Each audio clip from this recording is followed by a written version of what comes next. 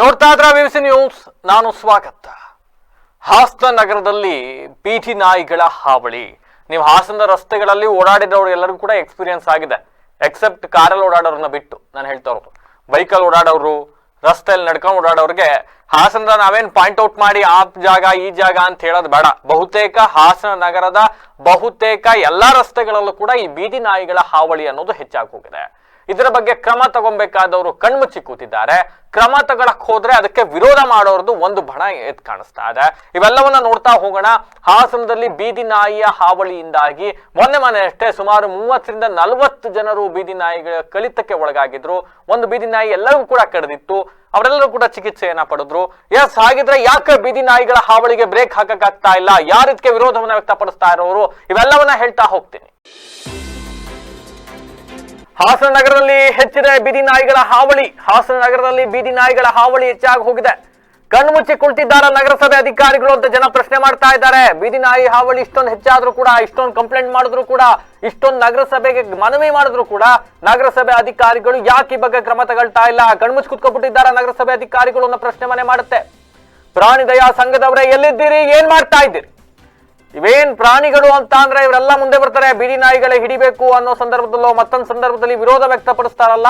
ಪ್ರಾಣಿ ದಯಾ ಸಂಘದವರೇ ಎಲ್ಲಿದ್ದೀರಿ? ಏನ್ ಮಾಡ್ತಾ ಇದ್ದೀರಿ ಅಂತ ಜನ ಪ್ರಶ್ನೆ ಮಾಡ್ತಾ ಇದ್ದಾರೆ. ಹಾಗಿದ್ರೆ ಬೀದಿ ನಾಯಿ ಕಡಿತಕ್ಕೆ ಒಳಗಾದವ್ರಿಗೆ ಪರಿಹಾರ ನೀಡೋದು ಯಾರು ಅನ್ನೋ ಪ್ರಶ್ನೆ ಮನೆ ಮಾಡುತ್ತೆ. ಹಾಗಿದ್ರೆ ಬೀದಿ ನಾಯಿ ಹಾವಳಿಗೆ, ಬೀದಿ ನಾಯಿ ಕಡಿತಕ್ಕೆ ಒಳಗಾಗಿದ್ದಾರಲ್ಲ ಅವ್ರಿಗೆ ಪರಿಹಾರ ನೀಡೋದು ಯಾರು? ಹಂಗಿದ್ರೆ ಸಿಕ್ಕವರ ಮೇಲೆ ಎಗರ್ತಾ ಇದ್ದಾವೆ ಬೀದಿ ನಾಯಿಗಳು. ರಸ್ತೆಯಲ್ಲಿ ಓಡಾಡಂಗಿಲ್ಲ ಜನ. ಸಿಕ್ಕರ ಮೇಲೆ ಬೀದಿ ನಾಯಿಗಳು ಕಡಿತಕ್ಕೆ ಒಳಗಾಗ್ತಾ ಇದ್ದಾರೆ. ಇವತ್ತು ಜನ ರಾತ್ರಿ ವೇಳೆ ರಸ್ತೆಯಲ್ಲಿ ಓಡಾಡಲು ಭಯ ಪಡ್ತಾ ಇದ್ದಾರೆ ಸಾರ್ವಜನಿಕರು. ರಾತ್ರಿ ಎಲ್ಲ ಹಗಲೊತ್ತು ಇದೆ ಕತೆ. ರಸ್ತೆಯಲ್ಲಿ ಜನ ಓಡಾಡಕ್ ಭಯ ಪಡ್ತಾ ಇದ್ದಾರೆ. ಎಸ್, ಹಾಸನದ ರಸ್ತೆಗಳಲ್ಲಿ ಈಗ ಬೀದಿ ನಾಯಿಗಳ ಹಾವಳಿ ದ್ವಿಗುಣವಾಗಿ, ದುಪ್ಪಟ್ಟಾಗಿ ಹೆಚ್ಚಾಗಿ ಹೋಗ್ಬಿಟ್ಟಿದೆ. ಕೇಳಬೇಕಾದಂತ ಅಧಿಕಾರಿಗಳು ಕಣ್ಮುಚ್ಚಿಕೊಳ್ತಿದ್ದಾರೆ. ಅಧಿಕಾರಿಗಳಿಗೆಲ್ಲ ಕಾರ್ ಕೊಟ್ಟಿರ್ತಾರೆ ಗೌರ್ಮೆಂಟ್. ಕಾರಲ್ಲಿ ಜುಮ್ ಅಂತ ಬೆಳಿಗ್ಗೆ ಬರ್ತಾರೆ, ಸಂಜೆ ಮನೆಗೆ ಹೋಗ್ತಾರೆ, ಗೊತ್ತಾಗಲ್ಲ ಅವ್ರಿಗಿದು. ನಡ್ಕೊಂಡು ಓಡಾಡ್ತಾರಲ್ಲ, ಬೈಕಲ್ಲಿ ಓಡಾಡ್ತಾರಲ್ಲ, ಅವರು ಇದನ್ನ ಎದುರಿಸಿದ್ದಾರೆ, ಈ ಸಮಸ್ಯೆ ಎದುರಿಸ್ತಾ ಇದ್ದಾರೆ. ಮನೆಯಿಂದ ಮಕ್ಕಳನ್ನ ಹೊರಗಡೆ ಆಟ ಆಡಕ್ ಕಳ್ಸಕ್ ಆಗ್ತಾ ಇಲ್ಲ ಬಿಕಾಸ್ ಆಫ್ ದಿಸ್ ಡಾಗ್. ನಾಯಿಗಳು ಎಲ್ಲಿ ಕಚ್ಚಿಬಿಡ್ತಾವೋ ಬೀದಿ ನಾಯಿಗಳು, ಮಕ್ಕಳ ಮೇಲೆ ಎಲ್ಲಿ ದಾಳಿ ಮಾಡುತ್ತೋ ಬೀದಿ ನಾಯಿ. ರಸ್ತೆಯಲ್ಲಿ ಯಾರೋ ಅಪರಿಚಿತರು ಓಡಾಡಕ್ ಆಗ್ತಾ ಇಲ್ಲ ಇವತ್ತು. ಕಾರಣ ಏನು? ನಾಯಿಗಳ ಹಾವಳಿ. ಹಾಗಿದ್ರೆ ಈ ನಾಯಿಗಳ ಹಾವಳಿಗೆ ಬ್ರೇಕ್ ಹಾಕ್ಬೇಕಾಗಿರೋದು ಯಾರು? ನಗರಸಭೆ ಅಧಿಕಾರಿಗಳು. ಬಟ್ ನಗರಸಭೆ ಅಧಿಕಾರಿಗಳು ಯಾಕೆ ಈ ಬಗ್ಗೆ ಕ್ರಮ ತಗೊಳ್ತಾ ಇಲ್ಲ ಅನ್ನೋ ಪ್ರಶ್ನೆ ಮನೆ ಮಾಡುತ್ತೆ. ಬೀದಿ ನಾಯಿಗಳ ಸಂತಾನ ಹರಣಕ್ಕೆ ಒಂದಿಷ್ಟು ಇಂಜೆಕ್ಷನ್ ಅನ್ನ ಕೊಡ್ತಕ್ಕಂಥದ್ದು ಇವೆಲ್ಲವನ್ನ ಈ ಹಿಂದೆ ಮಾಡ್ತಾ ಇದ್ರು. ಬಟ್ ಅವ್ಯಾವನ್ನು ಕೂಡ ಇವತ್ತು ಮಾಡ್ತಾ ಇಲ್ಲ. ಇವ್ರ ಪಾಡಿಗೆ ಇವರಿದ್ದಾರೆ, ಇದ್ರ ಪಾಡಿಗಿದೆ. ಒಂದು ಕಡೆ ನಗರಸಭೆ ಅಧ್ಯಕ್ಷರಿಲ್ಲ ಈಗ. ಯಾಕೆ ಅಂತ ಅಂದ್ರೆ ನಗರಸಭೆ ಅಧ್ಯಕ್ಷರ ಮೀಸಲಾತಿ ಆಗಬೇಕು. ಅಧ್ಯಕ್ಷರು ಅವಧಿ ಮುಗಿದಿದೆ. ಸದ್ಯ ನಗರಸಭೆಗೆ ಜಿಲ್ಲಾಧಿಕಾರಿಗಳೇ ಅಧ್ಯಕ್ಷರಿರ್ತಾರೆ. ಸೊ ಹಂಗಾಗಿ ಜಿಲ್ಲಾಧಿಕಾರಿ ಸಿ ಸತ್ಯಭಾಮ ಅವರೇ ಸದ್ಯ ನಗರಸಭೆಯ ಅಧ್ಯಕ್ಷರಿರ್ತಾರೆ. ಆಯುಕ್ತರು ಯೋಗಾನಂದ್ ಅವರು ಆಯುಕ್ತ ಆದ ನಂತರ ನಾನೇನು ಈ ಹಿಂದಿನ ಆಯುಕ್ತರುಗಳ ತರ ಆಕ್ಟಿವ್ ಆಗಿ ಎಲ್ಲ ಕಡೆ ಓಡಾಡ್ರನ್ನ ನಾನಂತೂ ಗಮನಿಸಿಲ್ಲಪ್ಪ, ಗೊತ್ತಿಲ್ಲ. ಬಟ್ ಆದ್ರೆ ಈ ವಿಚಾರದಲ್ಲಂತೂ ಹೊಸ ಆಯುಕ್ತರು ಯಾರು ಯೋಗಾನಂದ್ ಅವರು ಇದ್ದಾರೆ, ಅವರು ಕೂಡ ಯಾವುದೇ ಕ್ರಮ ತಗೊಂಡಂಗೆ ಕಾಣಿಸ್ತಾ ಇಲ್ಲ. ಪರಿಣಾಮ ಇವತ್ತು ಸಾರ್ವಜನಿಕರು ರಸ್ತೆಯಲ್ಲಿ ಓಡಾಡಕ್ಕಾಗದೇ ಇರತಕ್ಕಂಥ ಪರಿಸ್ಥಿತಿ ನಿರ್ಮಾಣವಾಗಿದೆ. ಮೊನ್ನೆ ತಾಜಾ ಉದಾಹರಣೆ ಹಾಸನದ ಸಿದ್ದಯ್ಯ ನಗರದಲ್ಲಿ 30 ಜನಕ್ಕೆ ಒಂದು ನಾಯಿ ಕಚ್ಚುತ್ತೆ ಅನ್ನೋದಾದ್ರೆ 30 ಜನಕ್ಕೆ ಮಕ್ಕಳು, ಹೆಣ್ಮಕ್ಳು, ಮಹಿಳೆಯರು, ಪುರುಷರು, ರಸ್ತೆಯಲ್ಲಿ ಯಾರು ಓಡಾಡಂಗಿಲ್ಲ. ಸಿಕ್ಕವ್ರ ಮೇಲೆ ನಾಯಿ ಕಡ್ದಿದೆ. ಸಿಕ್ಕವರ ಮೇಲೆ ನಾಯಿ ಕಡ್ದಿದೆ. ಆಸ್ಪತ್ರೆಯಲ್ಲೆಲ್ಲ ಟ್ರೀಟ್ಮೆಂಟ್ ತಗೊಳ್ತಾ ಇದ್ದಾರೆ. ಜೀವಕ್ಕೇನಾದ್ರೂ ಹೆಚ್ಚು ಕಮ್ಮಿ ಆಗಿದ್ರೆ ಯಾರ್ರಿ ಹೊಣೆ ಇದಕ್ಕೆ? ನಾಯಿ ಕಡದ ಮೇಲೆ ಅದ್ಯಾವುದೋ ಒಂದೇ ಒಂದು ನಾಯಿನ ಹುಲಿ ಹಿಡಿಯೋ ಲೆವೆಲ್ಗೆ ಅಧಿಕಾರಿಗಳೆಲ್ಲ ಓಡ್ ಬಂದು ಕಚ್ಚಿರೋ ಒಂದು ನಾಯಿಯನ್ನ ಹಿಡಿದು ಬಿಡ್ತೀವಿ ಅಂತ ಇವತ್ತು ಪೌರುಷವನ್ನು ತೋರಿಸ್ತಾ ಇದ್ದಾರಲ್ಲ. ಈ ಕೆಲಸವನ್ನ ಮುಂಚೆ ಮಾಡಬೇಕಾಗಿತ್ತು.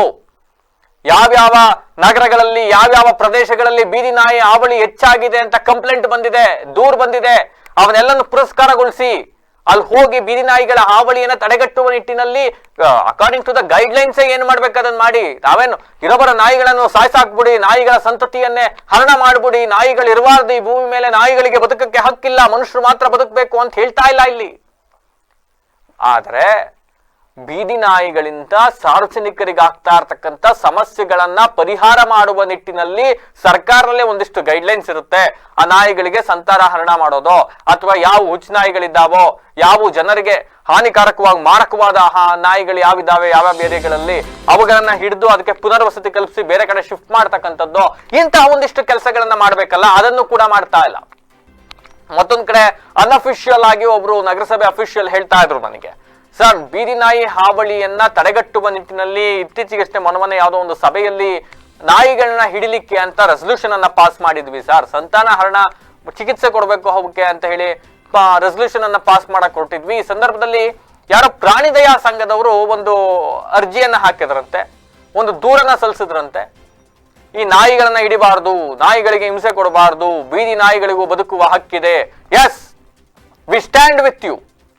ಪ್ರಾಣಿ ದಯಾ ಸಂಘದವರಿಗೆ ನಾನು ಈ ಮೂಲಕ ಮನವಿ ಮಾಡ್ತೀನಿ, ಸರ್ ದಯವಿಟ್ಟು ನಿಮ್ಮ ನಂಬರ್ಗಳಿದ್ರೆ ಕೊಡಿ ಸರ್, ನಮ್ಮ ವಾಹಿನಿ ಕರೆ ಮಾಡಿ ನಿಮ್ಮ ನಂಬರ್ಗಳು ಕೊಡಿ, ಅಥವಾ ನಾನು ಸಿಕ್ಕಿದ ನಂಬರ್ಗಳನ್ನ ಡಿಸ್ಪ್ಲೇ ಮಾಡ್ತೀವಿ. ಯಾವ್ಯಾವ ಏರಿಯಾದಲ್ಲಿ ನಾಯಿಗಳ ಹಾವಳಿ ಇದೆ, ಯಾವ್ಯಾವ ಏರಿಯಾಗಳಲ್ಲಿ ನಾಯಿಗಳಿಗೆ ಕಚ್ತಾ ಇದ್ದಾವೆ, ದಯವಿಟ್ಟು ಪ್ರಾಣಿ ದಯಾ ಸಂಘದ ಅಧ್ಯಕ್ಷರುಗಳು ಒಂದಿಷ್ಟು ಪದಾಧಿಕಾರಿಗಳು ಇರ್ತಾರಲ್ಲ ಅವ್ರಿಗೆ ಫೋನ್ ಮಾಡಿ ಕರ್ಕೊಂಡೋಗಿ ಅವ್ರ ಏರಿಯಾದಲ್ಲ ಅವ್ರ ಮನೆ ಮುಂದೆ ಬಿಟ್ಟು ಬನ್ನಿ ನಾಯಿಗಳನ್ನ. ಹೌದು, ನೀವೇಳೋ ವಾದ ಕರೆಕ್ಟ್, ಪ್ರಾಣಿಗಳಿಗೆ ಹಿಂಸೆ ಕೊಡಬಾರ್ದು, ಬೀದಿ ನಾಯಿಗಳನ್ನ ಕೊಲೆ ಮಾಡಬೇಕು ಅನ್ನೋದಲ್ಲ, ಬೀದಿ ನಾಯಿಗಳಿಗೂ ಬದುಕುವ ಹಕ್ಕಿದೆ, ಎಸ್ ಒಪ್ಕೊಳ್ಳೋಣ. ಆದರೆ ಇಂತಹ ಸಂದರ್ಭದಲ್ಲಿ ಮನುಷ್ಯ ಜೀವಂತವಾಗಿ ಬದುಕಕ್ಕೆ ಬಿಡ್ತಾ ಇಲ್ಲ ಈ ನಾಯಿಗಳು ಅನ್ನೋ ಸಂದರ್ಭದಲ್ಲಿ ಏನ್ ಗೈಡ್ಲೈನ್ಸ್ ಇದೆ ಅದ್ರ ಪ್ರಕಾರನೇ ಒಂದಿಷ್ಟು ಕ್ರಮ ತಗೋಬೇಕಲ್ಲ. ಅದಕ್ಕೂ ಕೂಡ ನೀವು ಪ್ರಾಣಿ ದಯಾ ಸಂಘದವ್ರು ವಿರೋಧ ಮಾಡ್ತೀರಿ ಅನ್ನೋದಾದ್ರೆ, ಹಾಗಿದ್ರೆ ಇದಕ್ಕೆ ಪರಿಹಾರವನ್ನ ಪ್ರಾಣಿ ದಯಾ ಸಂಘದವರೇ ಕೊಡ್ಬೇಕು. ಹೆಂಗೆ ಈ ಹಾವಳಿಯನ್ನ ಕಡಿಮೆ ಮಾಡ್ಬೇಕು ಹಂಗಿದ್ರೆ ಅನ್ನೋದಕ್ಕೆ ನೀವೇ ಒಂದಿಷ್ಟು ಪರಿಹಾರ ಕೊಡಿ. ಏನಾಗುತ್ತೆ, ಈ ಪ್ರಾಣಿ ದಯಾ ಸಂಘ ಸೇರಿದಂತೆ ಒಂದಿಷ್ಟು ಪ್ರಾಣಿ ಪ್ರಿಯರ ಸಂಘಗಳು ಇವ್ಯಾವ್ಯಾವ ಇದಾವೆ, ಇವ್ರುಗಳೆಲ್ಲ ಈ ಸಂಘದಲ್ಲೆಲ್ಲ ಯಾರ್ಯಾರಿದ್ದಾರೆ, ಒಂದಿಷ್ಟು ಜನ ಅಡ್ವೊಕೇಟ್ಗಳಿದ್ದಾರೆ, ಒಂದಿಷ್ಟು ಜನ ವೆಲ್ ಸೆಟಲ್ಡ್ ಡಾಕ್ಟರ್ಸ್ಗಳಿದ್ದಾರೆ, ಒಂದಿಷ್ಟು ಜನ ಹೈ ಪ್ರೊಫೈಲ್ ಅಲ್ಲಿ ಇರೋರು ಇದ್ದಾರೆ. ಇವರೆಲ್ಲ ಮನೇಲಿ ಡಾಗಿ ಸ್ವೀಟಿ ಅಂತೆಲ್ಲ ಕರ್ಕೊಂಡು ಒಂದಿಷ್ಟು ಸಾಕು ನಾಯಿಗಳನ್ನ ಸಾಕೊಂಡಿರ್ತಾರಲ್ಲ, ಇವ್ರುಗಳಿಗೆಲ್ಲ ಪ್ರಾಣಿಗಳ ಬಗ್ಗೆ ಪ್ರೀತಿ ತಪ್ಪಲ್ಲ, ನಾಯಿಗಳ ಬಗ್ಗೆ ಪ್ರೀತಿ ತಪ್ಪಲ್ಲ. ಆದ್ರೆ ಇವ್ರಿಗೆ ರಿಯಾಲಿಟಿ ಗೊತ್ತಿಲ್ಲ. ಸಾರ್ವಜನಿಕ ರಸ್ತೆಗಳಲ್ಲಿ ಬೀದಿ ನಾಯಿಗಳಿಂದ ಏನೇನ್ ಹಾವಳಿ ಆಗ್ತಾ ಇದೆ ಅಂತಕ್ಕಂಥ ರಿಯಾಲಿಟಿ ಇವ್ರು ಯಾರಿಗೂ ಗೊತ್ತಿಲ್ಲ. ಯಾಕೆಂದ್ರೆ ಇವರೆಲ್ಲ ಐಷಾರಾಮಿ ಜೀವನ ಸಾಗಿಸ್ತಾ ಇರೋರು, ಮನೆ ಒಳಗೆ ಕುತ್ಕೊಂಡು ಅರ್ಜಿ ಬರೆಯೋರು ಇವರೆಲ್ಲ, ಜಿಲ್ಲಾಧಿಕಾರಿಗಳಿಗೆ, ಕೋರ್ಟಿಗೆ, ನಗರಸಭೆಗೆ ಅರ್ಜಿ ಬರೆಯೋರು ಇವರು, ಬೀದಿ ನಾಯಿಗಳಿಗೆ ತೊಂದರೆ ಕೊಡಬಾರದು ಅಂತ ಅರ್ಜಿ ಬರೀತಾರ ಹೊರತು ಇವ್ರು ಯಾರು ಗ್ರೌಂಡ್ ಲೆವೆಲ್ಗೆ ಬಂದು ಸಾರ್ವಜನಿಕರಿಗೆ ಬೀದಿ ನಾಯಿಗಳಿಂದ ಏನು ಸಮಸ್ಯೆ ಆಗ್ತಾ ಇದೆ ಅಂತ ಕೇಳ ಅಂತ ಯಾರು ಇದ್ರೊಳಗಡೆ ಇಲ್ಲ. ಕೇಳರಿದ್ದರೆ ಇವತ್ತಿಗೆ ಕೆಲಸ ಮಾಡ್ತಾ ಇರಲಿಲ್ಲ. ನಗರಸಭೆಯವರು ಬೀದಿ ನಾಯಿ ಹಾವಳಿಯನ್ನು ತಡೆಗಟ್ಟಕ್ಕೆ ಮುಂದಾಗಲೇ ದೊಡ್ಡ ವಿಷಯ. ಅವ್ರು ಮುಂದಾದಾಗ ಅದಕ್ಕೂ ಕೂಡ ತಡೆ ಹಾಕ್ತೀರಿ ನೀವು ಅನ್ನೋದಾದ್ರೆ ನೀವೇ ಇದಕ್ಕೆ ಪರಿಹಾರ ಕಲ್ಪಿಸ್ಬೇಕಲ್ವಾ. ಹಾಗಿದ್ರೆ ಯಾರು ಪ್ರಾಣಿ ಪ್ರಿಯರು, ಒಂದಿಷ್ಟು ಜನ, ನಾನು ಎಲ್ಲರ ಮೇಲೂ ಹೇಳ್ತಾ ಇಲ್ಲ, ಯಾರು ಈ ಪ್ರಾಣಿಗಳನ್ನ ಹಿಡಿಲಿಕ್ಕೆ, ನಾಯಿಗಳನ್ನ, ಬೀದಿ ನಾಯಿಗಳನ್ನ ಹಿಡಿಲಿಕ್ಕೆ ಅಡ್ಡಿ ಆಗಿದ್ದೀರಿ, ಯಾರು ಅದಕ್ಕೆ ವಿರೋಧ ಮಾಡ್ತಾ ಇದ್ದೀರಿ, ಅವ್ರನ್ನ ಮಾತ್ರ ಪ್ರಶ್ನೆ ಮಾಡ್ತಾ ಇದ್ದೀನಿ ನಾನು. ಹೌದು, ನೀವ್ ಹೇಳೋದೆಲ್ಲ ನಾವು ಒಪ್ಕೊಳ್ತೀವಿ, ಪರಿಹಾರ ಕೊಡಿ. ಕೋವಿಡ್ ಟೈಮಲ್ಲಿ ಬೀದಿ ನಾಯಿಗಳು ಊಟ ಇಲ್ಲದೆ ಓಡಾಡ್ತಾ ಇದ್ವಲ್ಲ, ಆ ಸಂದರ್ಭದಲ್ಲಿ ಯಾರ್ರಿ ಬಂದ್ರು ಇವರೆಲ್ಲ? ಯಾರು ಬಂದಿದ್ರು? ಪ್ರಾಣಿ ದಯಾ ಸಂಘದವರು, ಪ್ರಾಣಿ ಪ್ರಿಯರು ಎಷ್ಟು ಜನ ಮುಂದೆ ಬಂದು ನೀವುಗಳು ನಾಯಿಗಳಿಗೆಲ್ಲ, ಬೀದಿ ನಾಯಿಗಳಿಗೆ ಊಟ ಹಾಕಿದ್ರಿ? ಹೌದು, ನಿಮಗೆ ಬೀದಿ ನಾಯಿಗಳ ಮೇಲೆ ಅಷ್ಟೊಂದು ಪ್ರೀತಿ ಇದೆ ಅನ್ನೋದಾದ್ರೆ ಕಲ್ಪಿಸಿ, ಒಂದಿಷ್ಟು ಬೀದಿ ನಾಯಿಗಳನ್ನ ಅಡಾಪ್ಟ್ ಮಾಡ್ಕೊಂಡು ಅವ್ರಿಗೆ ಪುನರ್ವಸತಿ ಕಲ್ಪಿಸ್ಬಿಟ್ಟು ಅವಕ್ಕೆ ನೀವು ಆಶ್ರಯ ಕೊಡಿ. ರಸ್ತೆಯಲ್ಲಿ ಸಾರ್ವಜನಿಕರು ಇವತ್ತು ಓಡಾಡಕ್ಕಾಗದೆ ಇರತಕ್ಕಂಥ ಪರಿಸ್ಥಿತಿ ಬಂದಿದೆಯಲ್ರಿ. ಸಿದ್ದಯ್ಯ ನಗರದ ಘಟನೆಯನ್ನ ನಾನು ಯಾಕೆ ಇಲ್ಲಿ ಒತ್ತಿ ಹೇಳ್ತೀನಿ ಅಂತಂದ್ರೆ, ಲೈವ್ ಎಕ್ಸಾಂಪಲ್. ಕಳೆದ ಕೆಲ 3 ದಿನಗಳ ಹಿಂದೆ ಒಂದು ನಾಯಿ 30ರಿಂದ 40 ಜನಕ್ಕೆ ರಸ್ತೆಯಲ್ಲಿ ಓಡಾಡೋರ್ಗೆಲ್ಲ ನಾಯಿ ಕಡಿಯುತ್ತೆ ಅನ್ನೋದಾದ್ರೆ, ಮಕ್ಕಳು, ಮರಿ, ಹೆಣ್ಮಕ್ಳು, ವೃದ್ಧರು ಎಲ್ಲರ ಮೇಲೂ ನಾಯಿ ದಾಳಿ ಮಾಡುತ್ತೆ ಅನ್ನೋದಾದ್ರೆ, ಬೀದಿ ನಾಯಿ ಹಾವಳಿ ಎಷ್ಟರ ಮಟ್ಟಿಗೆ ವಿಪರೀತವಾಗಿದೆ, ಎಷ್ಟು ಮಟ್ಟದ ತೀವ್ರತೆ ಪಡೆದಿದೆ ಅನ್ನೋದ್ರ ಬಗ್ಗೆ ಕನಿಷ್ಠ ಜ್ಞಾನ ಬೇಕು. ಯಾರಿಗೂ ಈ ಜ್ಞಾನ ಇಲ್ಲ ಇವತ್ತು. ಒಂದು ಸಿಂಪಲ್ ಎಕ್ಸಾಂಪಲ್, ನನ್ನ ಕಣ್ಣು ಮುಂದೆ ನಾನು ಲೈವ್ ಆಗಿ ನೋಡಿದ ಒಂದು ಘಟನೆ ಹೇಳ್ತೀನಿ. ಇಬ್ರು ವೃದ್ಧರು, ಅವರು ಸುಮಾರು 60 ವರ್ಷ ಇರಬೇಕು, ತಮ್ಮ ಹೆಂಡತಿನ ಕರ್ಕೊಂಡು ಯಾವುದೋ ಒಂದು ಫಂಕ್ಷನಿಗೆ ಹೋಗ್ತಾ ಇದ್ರು. ನಾನು ನೋಡಿದ್ ಹೇಳ್ತಾ ಇದೀನಿ, ಹಾಸನದ ಹೇಳ್ತಾ ಇದೀನಿ ಘಟನೆನ. ಒಂದು ಫಂಕ್ಷನ್ಗೆ ಹೋಗ್ಬೇಕಾದ್ರೆ 4 ಬೀದಿ ನಾಯಿಗಳು ಅವ್ರ ಬೈಕಲ್ಲಿ ಹೋಗ್ಬೇಕಾದ್ರೆ ಅವ್ರ ಹತ್ರಕ್ಕೆ ಜೋರಾಗಿ ಬಂದು ಹಿಂಗೆ ಎಗರ್ತವೆ ಮೇಲಕ್ಕೆ.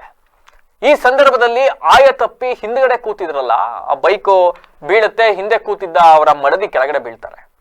ಆ ಸಂದರ್ಭದಲ್ಲಿ ತಲೆಗೆ ತೀವ್ರವಾದ ಪೆಟ್ಟಾಗತ್ತೆ. ಸುಮಾರು 6 ತಿಂಗಳು ಕೋಮಾದಲ್ಲಿರ್ತಾರೆ. ಆ ಮಹಿಳೆ 6 ತಿಂಗಳು ಕೋಮಾದಲ್ಲಿದ್ದು 6 ತಿಂಗಳ ನಂತರ ಅವರು ಸತ್ತೇ ಹೋಗ್ತಾರೆ. ಅವರು ಯಾರನ್ನು ಬ್ಲೇಮ್ ಮಾಡ್ತೀರಿ ಇಲ್ಲಿ? ಆ ಬೀದಿ ನಾಯಿನ ಕರ್ಕೊಂಡೋಗಿ ಸ್ಟೇಷನ್ಗೆ ಕೂರಿಸ್ತೀರಾ? ಬೀದಿ ನಾಯಿ ಕರ್ಕೊಂಡೋಗಿ ಸ್ಟೇಷನ್ ಮುಂದೆ ಕಟ್ಟಾಕ್ ಬರ್ತೀರಾ? ಬೀದಿ ನಾಯಿ ಮೇಲೆ FIR ಮಾಡ್ತೀರಾ? ಯಾರ ಮೇಲೆ, ಯಾರು ಹೊಣೆ ಈ ಸಾವಿಗೆ? ಯಾರೊಬ್ರು ಹೊಣೆ ಆಗಬೇಕಲ್ಲ. ಇದು ಸಾರ್ವಜನಿಕ ಸ್ಥಳಗಳಲ್ಲಿ ಆಗಿರ್ತಕ್ಕಂಥ ಈ ಘಟನೆಗೆ ಯಾರೊಬ್ರು ಹೊಣೆ ಆಗ್ಬೇಕ್ರಪ್ಪ. ಯಾರು ಹೊಣೆ ಆಗ್ತೀರಿ? ಪ್ರಾಣಿ ದಯಾ ಸಂಘದವರು ಈ ನಾಯಿ ಹಿಡಿಬೇಡಿ ಅಂತ ಹೇಳಿದ್ರಲ್ಲ, ಆ ಪ್ರಾಣಿ ದಯಾ ಸಂಘದವ್ರು ಹೊಣೆ ಆಗ್ತೀರಾ? ಅಥವಾ ಯಾರೋ ಹೇಳಿದ್ರು ಅಂತ ಹೇಳಿ ಹೆದರ್ಕೊಂಡು ನಾಯಿಗಳನ್ನ ಹಿಡಿದಲ್ಲ ಇವತ್ತು ನಿಮ್ ಪಾಡಿಗೆ ನೀವು ಕಾರಲ್ಲಿ ಓಡಾಡ್ಕೊಂಡು ಆಫೀಸ್ ಒಳಗಡೆ ಕೂತಿದ್ದೀರಲ್ಲ, ನಗರಸಭೆ ಅಧಿಕಾರಿಗಳು ಹೊಣೆ ಆಗ್ತೀರಾ? ಯಾರು ಹೊಣೆ ಆಗ್ತಾರೆ ಇದಕ್ಕೆ?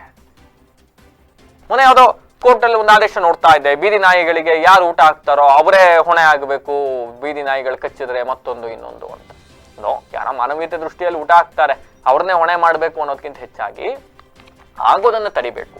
ಈ ನಿಟ್ಟಿನಲ್ಲಿ ಅಧಿಕಾರಿಗಳು ವರ್ಗ ನೈತಿಕ ಹೊಣೆಯನ್ನು ಹೊತ್ತು ಕೆಲಸ ಮಾಡುವ ನೈತಿಕತೆಯನ್ನ ಪ್ರದರ್ಶನ ಮಾಡಿ ಸಾರ್ವಜನಿಕರಿಗೆ ತೊಂದರೆ ಆಗೋದನ್ನ ಯಾವ ರೀತಿ ತಪ್ಪಿಸ್ಬೇಕು ಅನ್ನೋದ್ರ ನಿಟ್ಟಿನಲ್ಲಿ ಸಾಗಬೇಕು. ಆ ಚಿಕ್ಕ ಚಿಕ್ಕ ಮಕ್ಕಳುಗಳಿಗೆ ನಾಯಿ ಕಡಿದು ಏನಾದ್ರೂ ಅವಘಡ ಆಗಿಲ್ಲ, ಸದ್ಯ ಅದೃಷ್ಟ 40 ಜನಕ್ಕೆ ನಾಯಿ ಕಡಿದಿದೆ, ಟ್ರೀಟ್ಮೆಂಟ್ ತಗೊಳ್ತಾ ಇದ್ದಾರೆ, ಫೈನ್. ಒಂದು ವೇಳೆ ಯಾವುದಾದ್ರೂ ಜೀವಕ್ಕೆ ಹಾನಿ ಆಗಿದ್ರೆ ಯಾರಿದಕ್ಕೆ ಹೊಣೆ ಕೊಡ್ತಾರೆ? ಯಾರಿದಕ್ಕೆ ಪರಿಹಾರ ಕೊಡ್ತಾರೆ? ಈಗ ಬೀದಿ ನಾಯಿ ಒಂದು ಕಚ್ಚಿ ಹೋಗ್ಬಿಟ್ಟಿದೆ 30-40 ಜನಕ್ಕೆ. ಸೊ ಅವರ ಕೆಲಸ ಕಾರ್ಯಗಳು ಇವೆಲ್ಲವೂ ಕೂಡ ಒಂದಿಷ್ಟು ದಿವಸ ಡಿಸ್ಟರ್ಬ್ ಆಯ್ತಲ್ವಾ? ಅದಕ್ಕೆ ಯಾರು ಹೂ ಟೇಕ್ ದ ರೆಸ್ಪಾನ್ಸಿಬಿಲಿಟಿ? ಇದಕ್ಕೆಲ್ಲ ಇದು ಯಾವುದೋ ಸಿದ್ದಯ್ಯನಗರದ ಒಂದು ಘಟನೆ, ಒಂದು ಪ್ರಕರಣ, ಬಟ್ ಹಾಸನದ ಬೀದಿ ರಸ್ತೆಗಳಲ್ಲೂ ಕೂಡ ಈ ಬೀದಿ ನಾಯಿ ಹಾವಳಿ ಹೆಚ್ಚಾಗಿದೆ. ನಗರಸಭೆ ಕೌನ್ಸಿಲರ್ಗಳು ಈ ಬಗ್ಗೆ ಪ್ರಶ್ನೆ ಮಾಡಬೇಕು. ಪಾಪ ಅವರಿಗೆ ಅಲ್ಲಿ ಬಾಡಿನೇ ಇಲ್ಲ ಇವತ್ತು, ಯಾಕೆ ಅಂತಂದ್ರೆ ಅಧ್ಯಕ್ಷರು ಇಲ್ಲ, ಹಂಗಾಗಿ ಅವ್ರು ಸಾಮಾನ್ಯ ಸಭೆನೂ ಮಾಡಂಗಿಲ್ಲ, ಸಾಮಾನ್ಯ ಸಭೆ ಬಗ್ಗೆ ಚರ್ಚೆನೂ ಮಾಡಂಗಿಲ್ಲ. ಆಮೇಲೆ ಸಾಮಾನ್ಯ ಸಭೆ ವಿಚಾರಕ್ಕೆ ಬಂದ್ರೆ ಈ ನಗರಸಭೆ ಕೌನ್ಸಿಲರ್ಗಳು ಇವರೇ ನಾಯಿ ತರ ಕಿತ್ತಾಡ್ತಾ ಇರ್ತಾರೆ ಪಾಪ ಅದ್ರೊಳಗಡೆ. ಈ ನಾಯಿ ಹಾವಳಿ ಬಗ್ಗೆ ಎಲ್ಲಿ ಮಾತಾಡ್ತಾರೆ? ಅದಿನ್ನೊಂದು ವಿಪರ್ಯಾಸ. ಅದೇ ನಮ್ಮ ಅಣ್ಣರ ಮನೆ ಹತ್ರ ಹೋಗಿದ್ದೆ, ಏಕೆ ಬಂದು ಕಡಿತು ಅಷ್ಟೇ, ಅದೇ ಬಂದು ಕಚ್ಚಿತ್ತು, ಕತ್ಲೆ ಆಗಿತ್ತು ಅಷ್ಟೇ, ಇನ್ನೇನು ಇಲ್ಲ. ಒಂದು 30-40 ಜನ ಕಚ್ಚಿತ್ತು. ಓ ಏಟಾಯಿ ಸಿಕ್ಕಾಬಿಟ್ಟು ಎಲ್ಲರಿಗೂ ಏನಾರು ಪರಿಹಾರ ಕೊಡಿಸಾಕೈತೆ ರಾಜ್ಯ. ನಮ್ಗೆ ಕೂಲಿ ಮಾಡಿ ನಮ್ಗೆ ಎಂಥದ್ದು ಇಲ್ಲ, ಪರಿಹಾರ ಕೊಡೋಂಗೆ ಮಾಡಲಿ ರಾಜಕೀಯ ಇರೋದು ಸಿದ್ದರಾಮಯ್ಯ. ಆಗಿಲ್ವ? ನೀವೇ ನೋಡ್ತಾ ತೋರಿಸಿ ಇವಾಗ ವಿಡಿಯೋದಲ್ಲಿ ಹಾಕಿ. ಆ ಸಿದ್ದರಾಮಯ್ಯ ರಾಜಕೀಯದಲ್ಲಿ ಕೊಡಲಿ, ಮುಖ್ಯಮಂತ್ರಿ ಬಡವ್ರಿಗೆ, ನಮ್ಗೇನು ಇಲ್ವಲ್ಲ. ಇವಾಗ ಕೂಲಿ ಮಾಡಿಕೆ ಬಿದ್ದಿದ್ದೀವಲ್ಲ, ಕಾಯ್ಕೆಗಳು ಕೊಯ್ಲು ಮುಡ್ಕೊತ ಸಾಯಿಸ್ಲಿಕ್ಕೆ ನಾಯಿಗಳು ಔಷಧಿ ಕೊಟ್ಟು ರಾಜಕೀಯದ ಅವೆಲ್ಲ ಫಸ್ಟ್ ಸಾಯಿಸ್ತಿರ್ಬೇಕು ಬಿಟ್ಟವ್ರಲ್ಲ ಹಿಂಗೆ. ನಾಯಿ ಜಾಸ್ತಿ, ಸಖತ್ ನಾಯಿ ಸಹ. ಎಲ್ಲ ಮಕ್ಕಳು ಓಡಾಡೋದೇ ಕಷ್ಟ. ಆ ಸಿದ್ದರಾಮಯ್ಯ ಎಲ್ಲರೂ ಪರಿಹಾರ ಕೊಡ್ಲಿಕ್ಕೆ ಎಲ್ಲ ಮುರ್ಕೊಂಡು ಕೂತೀವಿ, ಖಾಲಿ ಕೂಲಿ ಮಾಡ್ಕೊಂಡು DK ಶಿವಕುಮಾರ್ ಇಲ್ಲ ಬರೋದಿಲ್ಲ. ಅವ್ರು ಹೇಳಿರ್ತಾರೆ ಮಾಡ್ತಾರೆ ಮುಖ್ಯಮಂತ್ರಿಗಳು. ಅವ್ರಿಗೇನು ದುಡ್ಡು ಬೇಕು, ಸರ್ಕಾರ ಬೇಕು, ಸೀಟ್ ಬೇಕು, ಹೊಡೆದಾಡ್ತಾರೆ, ಇನ್ನೇನು ಬಡವ್ರು ನೋಡೋದಿಲ್ಲ. ಕಷ್ಟನೇ. ಮತ್ತೆ ಪರಿಹಾರ ಕೊಡ್ಬೇಕು. ನಮ್ಗೆ ಎಂಥದಿಲ್ಲ, ಮನೆ ಇಲ್ಲ, ಮಠ ಇಲ್ಲ, ನಮ್ಗೆ ಯಾರು ಸಾಗಲ್ಲ, ಮಗನೂ ತಿರ್ಕೊಂಡು ನಮಗೆ ಇವಾಗ ಕಾಲಿಂಗ 2 ಕಾಲು ನನಗೆ ಏಟಾಗಿರೋದು. ಮುದ್ದೆ ಪರಿಹಾರ ಕೊಡಲಿ ಸರ್ಕಾರ ನಮಗೆ. ಸಿದ್ದರಾಮಯ್ಯನೂ DK ಶಿವಕುಮಾರ್ ಪರಿಹಾರ ಕೊಡ್ಲಿಕ್ಕೆ ನಾಯಿ ಕಡ್ದವ್ರಿಗೆಲ್ಲ ಸಾಯಿಸ್ಬೇಕು, ಇಂಜೆಕ್ಷನ್ ಕೊಟ್ಟು ಸಾಯಿಸ್ಬೇಕಲ್ವ ಸರ್? ಇವಾಗ ಮಕ್ಕಳು ಮನೆ ಓಡಾಡೋದು ಕಚ್ಚಿದ್ರೆ ಏನು ಮಾಡೋದು? ಸಾಯಿಸ್ಬೇಕಲ್ಲ, ಪರಿಹಾರ ಕೊಡಲಿ. DK ಶಿವಕುಮಾರ್ ಮುಖ್ಯಮಂತ್ರಿ ಪರಿಹಾರ ಕೊಡಲಿ. ನಾಯಿ ಕಚ್ತಾರೆ. ನನ್ನ ಹೆಸರು ಪಾರ್ವತಿ. ಅಲ್ಲಿ ಕಪ್ಪದೊಂದು ಹುಚ್ಚನಾಯಿ ಬಂದು ಹಿಂಬದಿಯಿಂದ ಕಚ್ಚಿತು ಕಾಲಿಗೆ. ಸುಮಾರು ಜನ ಕಚ್ಚಿದೆ, ನಮಗೆ ರಾತ್ರಿ ಕಚ್ಚಿದೆ, ಹಗಲೆಲ್ಲ ಕಚ್ಚಿದೆ, ಮತ್ತು ಇಲ್ಲಿ ಬೇರೆ ತುಂಬ ಜನ ಕಚ್ಚಿದೆ, ಬೆಳಿಗ್ಗೆನೂ ಕಚ್ಚಿದೆ ಹುಚ್ಚನಾಯಿ. ಮಕ್ಕಳು ಮರಿ ಆಟ ಆಡ್ತಿರ್ತವೆ, ಬಂದುಬಿಟ್ಟು ಕಚ್ಚಿಬಿಟ್ರೆ ಕಷ್ಟ ಅಲ್ವಾ? ಸುಮಾರು ಒಂದು 30 ಜನ ಕಚ್ಚಿದಂತೆ. ನಾಯಿಗಳು ಜಾಸ್ತಿ ಅವಳಿ ಇದೆ. ಆ ಕಡೆ ವರ್ಕ್ಶಾಪ್ನವರೆಲ್ಲ ನಾಯಿ ಇಟ್ಕೊಂಡಾರೆ. ಅವರು ವರ್ಕ್ಶಾಪಲ್ಲಿ ವಾಚ್ಮ್ಯಾನ್ ಇಟ್ಕೊಂಡು ನಾಯಿ ಇರುತ್ತೆ. ಆ ನಾಯಿಗಳು ಬೀದಿ ನಾಯಿಗಳು ಅವೆಲ್ಲ ಬಂದು ಅಲ್ಲಿ ಇರ್ತವೆ. ಈಗ ಒಂದು ಅದು ಹುಚ್ಚಿಡ್ದೈತೆ, ಹುಚ್ಚು ಎಲ್ಲರಿಗೂ ಕಚ್ಚುತ್ತೆ. ಹೊಸ ಮನೆ ಬೀದಿಯ ಒಳಗೆಲ್ಲ ಬರುತ್ತೆ ಅದು. ಹಂಗೆ ಬಂದಿಲ್ಲ.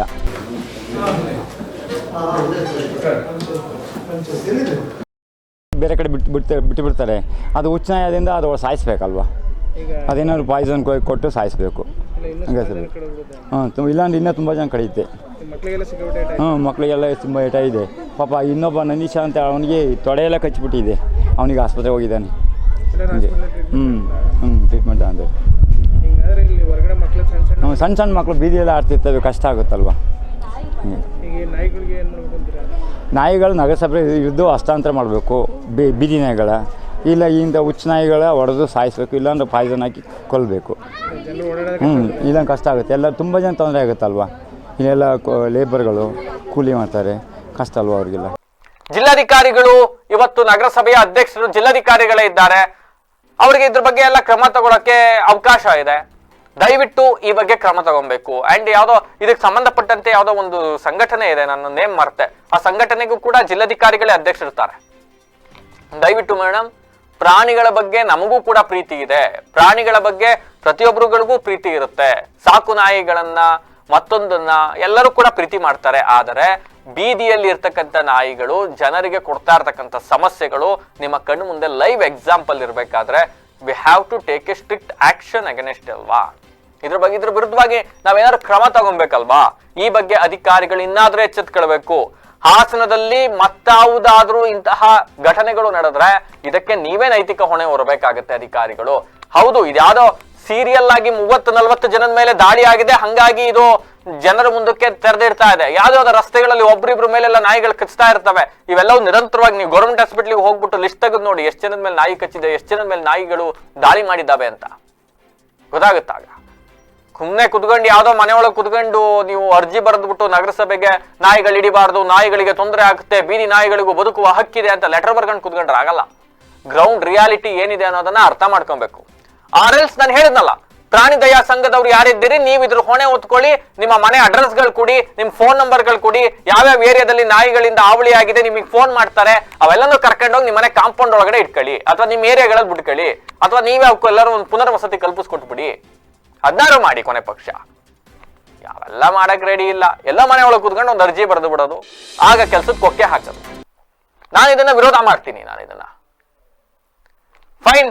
ಒಟ್ಟಿನಲ್ಲಿ ಹಾಸನದಲ್ಲಿ ಬೀದಿ ನಾಯಿಗಳ ಹಾವಳಿ, ನಾನು ಪದೇ ಪದೇ ಹೇಳ್ತಾ ಇದ್ದೀನಿ, ಹೆಚ್ಚಾಗ್ತಾ ಇದೆ. ಈ ಬಗ್ಗೆ ನಿಮ್ಗೆ ಏನೇನ್ ಕಂಪ್ಲೇಂಟ್ ಬಂದಿದೆ ಅದ್ರ ಬಗ್ಗೆ ಕ್ರಮ ತಗೊಳ್ಳಿ. ಒಂದು ಲೈವ್ ಎಕ್ಸಾಂಪಲ್ ಇದೆ, 30-40 ಜನರ ಮೇಲೆ ದಾಳಿ ಆಗಿದೆ. ಇದು ಮತ್ತೆ ಹೆಚ್ಚಾಗದಂತೆ ಕ್ರಮ ತಗೊಳ್ಳಿ. ನಾನು ಆಗ್ಲೇ ಒಂದು ಉದಾಹರಣೆ ಕೊಟ್ಟೆ, ಹಾಸನದಲ್ಲಿ ಆಗಿರ್ತಕ್ಕಂಥ ಸಾಕಷ್ಟು ಉದಾಹರಣೆಗಳು ನೀವು ಹುಡುಕ್ತಾ ಹೋದ್ರೆ ಸಿಗ್ತವೆ. ಇಂಥವೆಲ್ಲವೂ ಕೂಡ ಮತ್ತೆ ಆಗದಂತೆ ಎಚ್ಚರವನ್ನ ವಹಿಸಬೇಕಾದ ಅಧಿಕಾರಿಗಳು ಎಚ್ಚರವನ್ನ ಮರಿಬೇಡಿ ಅಂತ ಹೇಳ್ತಾ, ಇದಾಗಿತ್ತು ಇವತ್ತಿನ ವಿಶೇಷ ನಿರಂತರ ಸುದ್ದಿಗಾಗಿ ನೋಡ್ತಾರೆ ವಿವಿಸಿ ಟಿವಿ, ಸತ್ಯದ ಕಡೆ ನಮ್ಮ ನಡೆ.